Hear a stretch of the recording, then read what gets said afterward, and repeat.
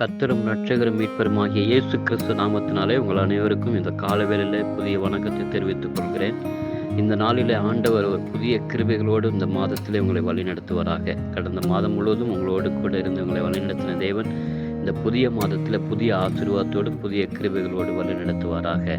இந்த நாளிலே நேற்றைய தினத்தில் தாவீதுக்கு தேவனுடைய சமூகத்திலே தயவு கிடைத்ததை குறித்து பார்த்தோம். இந்த நாளிலே ஆண்டவர் தேவனுடைய சமூகத்தில் மாத்திரமல்ல, அந்த ராஜாவுடைய கண்களை தயவுடைக்க பண்ணுகிறதை பார்க்குறோம். 19ஆம் அதிகாரம் 1 சாமுவேல் 19ஆம் அதிகாரம் 7வது வருஷத்துடைய கடைசி பகுதியிலே அப்படியே அவன் முன் போலவே தாவீதினுடைய சவுலுடைய சமூகத்திலே இருந்தான் என்று சொல்லி நாம் பார்க்கிறோம். ஆம் தேவனுக்கு பிரியமாய் இருக்கும் பொழுது எப்படிப்பட்ட விரோதிகளாக இருந்தாலும் பகைவர்களாக இருந்தாலும் தேவன் நமக்கு நண்பர்களாக மாற்றி கொடுப்பார். அவர் சமூகத்தில் இருக்கும்படி அவர்கள் நம்மத்தில் இருக்கும்படி ஆண்டவர் மாற்றி தருவார். அந்த கிருபைகளை அந்த புதிய மாதத்தில் உங்களுக்கு இந்த நாளிலே தந்து ஆசீர்வதித்து வழிநடத்துவார். ஒருவேளை வெறுத்து விட்டார்களோ, நம்மை ஒதுக்கி விட்டார்களோ என்று கலங்க வேண்டிய அவசியம் இல்லை.